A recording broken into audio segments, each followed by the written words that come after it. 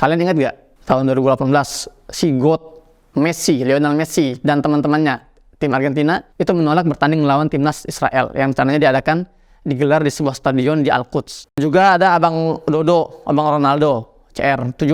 Ya, kita semua sudah dengar lah bagaimana berbagai aksi solidaritasnya untuk Palestina. Assalamualaikum warahmatullahi wabarakatuh, teman-teman. Kembali lagi bersama saya Muhammad Hussein di Gaza, Palestina.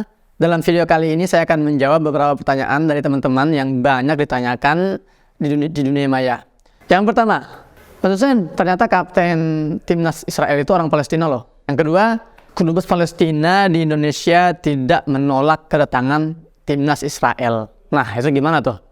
Dan yang ketiga, sudah banyak kok atlet-atlet atau delegasi olahraga Israel yang masuk ke Indonesia beberapa tahun terakhir gitu. Kenapa baru kali ini ributnya?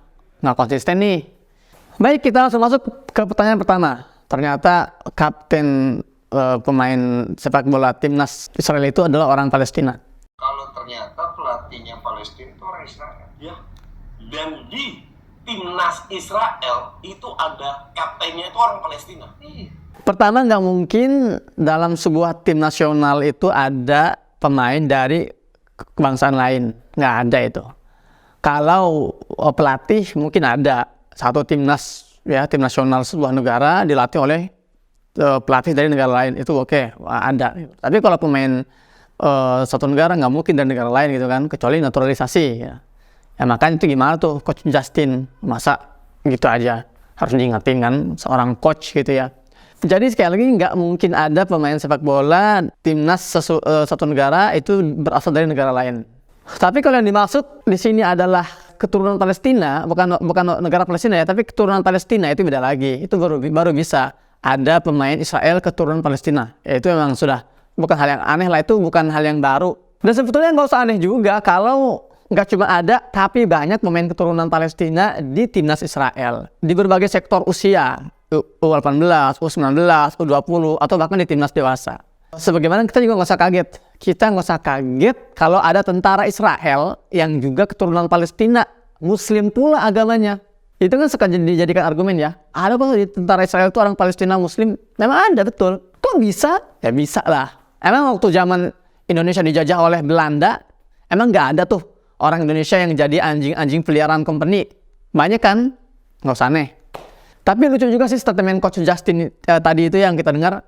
Giliran bahas pelatih timnas Palestina yang namanya Azmi Nassar yang memang keturunan Palestina, tapi paspornya Israel, dia nyebutnya dengan bahasa, tuh kan, pelatih timnas Palestina aja orang Israel. Giliran bahas striker timnas Israel yang paspornya Israel tapi dia keturunan Palestina, dia nyebutnya apa? Tuh kan, ada pemain Palestina loh di timnas Israel. Padahal dua sosok itu sama aja. Baik itu si pelatih dan pemain bola itu sama aja. Mereka sama-sama warga Arab keturunan Palestina yang berpaspor Israel. Tapi di sini yang ditampakkannya Israel, di sini yang ditampakkannya Palestina. Jadi berusaha untuk mengaburkan fakta. Intinya ya saya lihat ini ingin memaksakan semacam opini bahwa ternyata mereka bisa kok hidup berdampingan, tapi mereka menyampingkan konflik yang lebih besar dan lebih luas.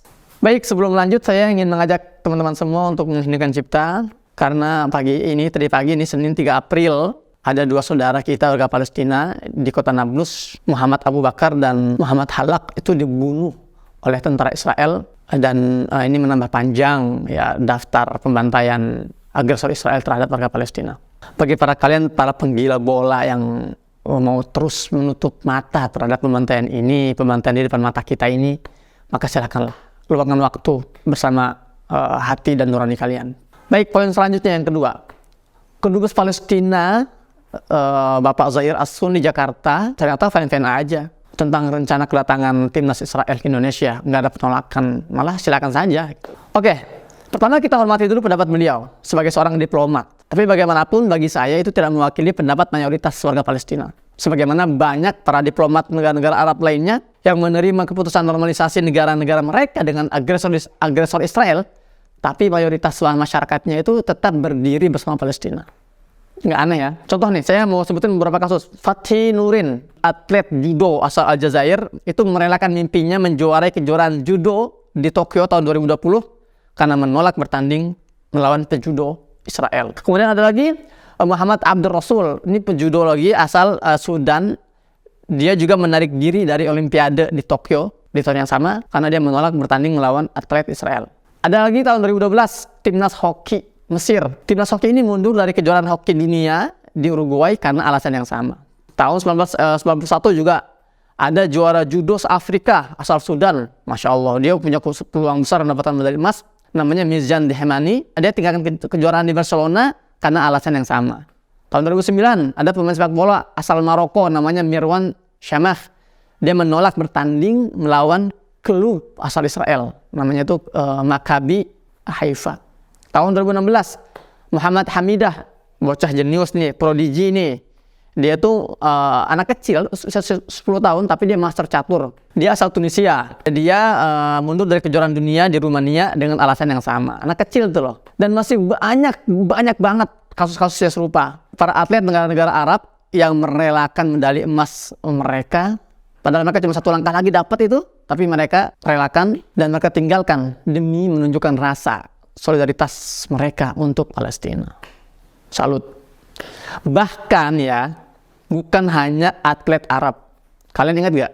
Tahun 2018, si GOAT Messi, Lionel Messi, dan teman-temannya, tim Argentina, itu menolak bertanding melawan timnas Israel, yang rencananya digelar di sebuah stadion di Al-Quds. Messi itu bukan orang Arab, ya. Timnas Argentina itu bukan orang Muslim, tapi mereka tidak mau menutup telinga dan tidak mau menutup mata terhadap isu kemanusiaan di Palestina. Masa kita, ya seorang Muslim ini kok kalah, itu di mana rasa sensitivitasnya.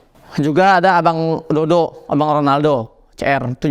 Ya, kita semua sudah dengar lah bagaimana berbagai aksi solidaritasnya untuk Palestina. Enggak diragukan lagi. Dan ingat, atlet-atlet yang saya sebutkan di atas itu mereka tinggal di negara-negara di mana pemerintah mereka itu memiliki hubungan mesra dengan pemerintah Zionis Israel.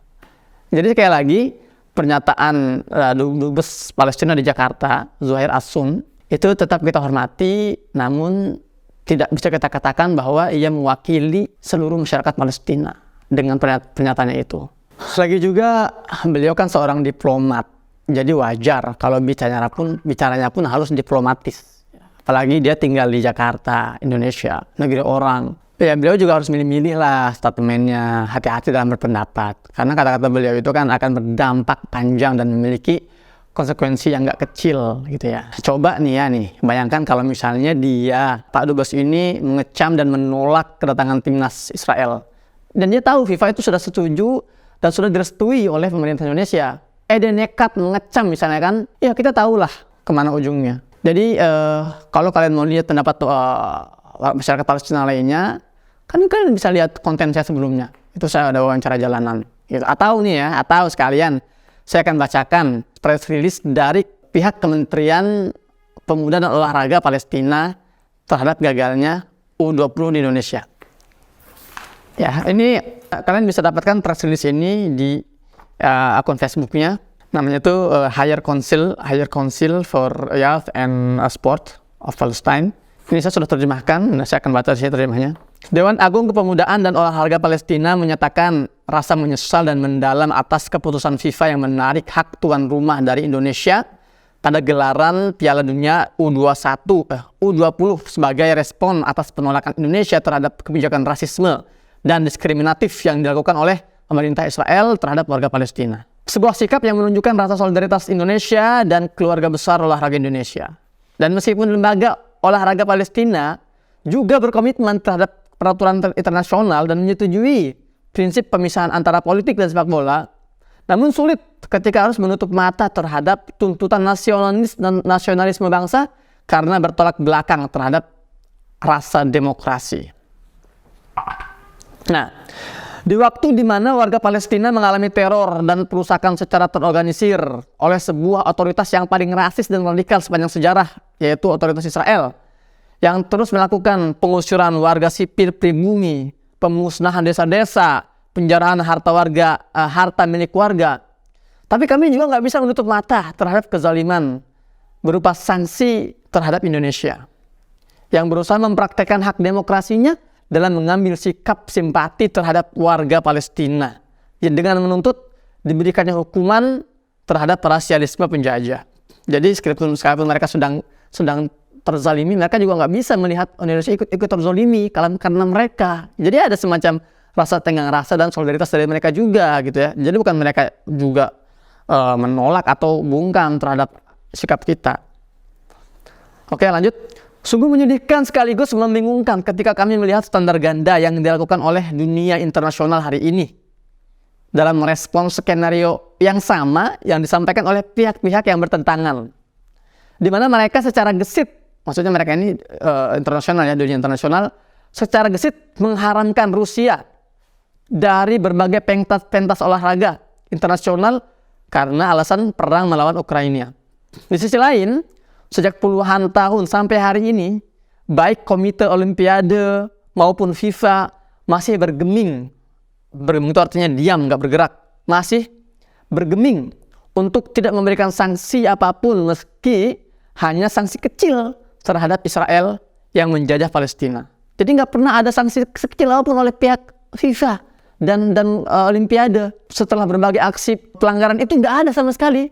Wajar kalau Palestina juga keberatan. Di sisi lain, sejak puluhan tahun sampai hari ini, baik Komite Olimpiade maupun FIFA masih bergeming untuk tidak memberikan sanksi apapun meski hanya sanksi kecil terhadap Israel yang menjajah Palestina, melakukan berbagai aksi yang melanggar hak kemanusiaan, praktek teror dan rasis yang mereka lakukan baik dalam bidang olahraga maupun bidang lainnya, dan tidak akan berani mereka menghancurkan fasilitas Palestina secara sengaja dan terstruktur. FIFA malah menghukum mereka yang berdiri bersama para korban, bukannya menghukum para pelaku. Ini logis banget yang kata-kata ini. Maka dari itu, Dewan Tertinggi Kepemudaan dan Olahraga Palestina berharap agar FIFA mau melihat perkara ini secara substansial dan mulai menjalankan standar yang sama, yang serupa, yang adil dalam hal sepak bola internasional. Indonesia tidak akan melakukan sikap penolakan ini sekiranya FIFA menghormati dan menjalankan peraturan mereka sendiri terhadap penjajah Israel sebagaimana FIFA lakukan terhadap Rusia. Sekali lagi, Dewan Agung Kepemudaan dan Olahraga Palestina sangat prihatin terhadap keputusan FIFA merampas hak Indonesia sebagai tuan rumah Piala Dunia Sepak Bola Under 20. Kami juga menegaskan kepada seluruh pihak yang mendukung kami secara adil bahwa kami yakin dalam waktu dekat akan banyak negara-negara yang mengambil langkah serupa dengan yang diambil oleh Indonesia yang berani bicara tegas terhadap rasialisme dan penjajahan. Al-Quds, Yerusalem, Al-Quds Yerusalem terjajah 30 Maret 2023. Jadi jelas teman-teman ya, mulai hari ini jangan cuma bawa statement Dubes Palestina doang. Jadi seolah ingin menggiring opini, tuh kan orang Palestina aja gak keberatan, kok kenapa kita yang ribut, kenapa kita yang sewot, gitu kan. Baik, yang terakhir nih, katanya udah banyak delegasi olahraga Israel yang masuk ke Indonesia beberapa tahun terakhir. Kenapa cuman kali ini penolakan terjadi? Wah, ini gak konsisten nih. Bahkan katanya delegasi politik Israel pun sudah pernah hadir di Bali, ya tahun lalu kalau nggak salah. Jawabannya sederhana teman-teman, ya, kita kecolongan, itu aja. Dan itu tanggung jawab pemerintah dan pihak imigrasi Indonesia. Kenapa lalai? Kalau kita tahu dari jauh-jauh hari, insya Allah kita juga akan menolak. As simple as that. Sesimpel itu. Kita kecolongan. Baik, demikian dulu konten hari ini teman-teman. Semoga bermanfaat. Insya Allah konten selanjutnya saya masih akan membahas tentang sepak bola. Tapi khusus saya tunjukkan kepada kaum muslimin. Terutama para pemuda muslim Indonesia. Saya akan curhat nih. Bagaimana pandangan saya yang seorang penggila bola. Saya ini mantan romanistis sejati dulu itu ya. Tapi berubah bersamaan dengan usia yang semakin tua dan kedewasaan yang semakin matang. Kita akan bahas sejarah sepak bola, kerusakan industri sepak bola, gitu kan. Semuanya akan saya bahas insya Allah di pertemuan selanjutnya. Saya Muhammad Hussein di Jalur Gaza, izin pamit. Assalamualaikum warahmatullahi wabarakatuh.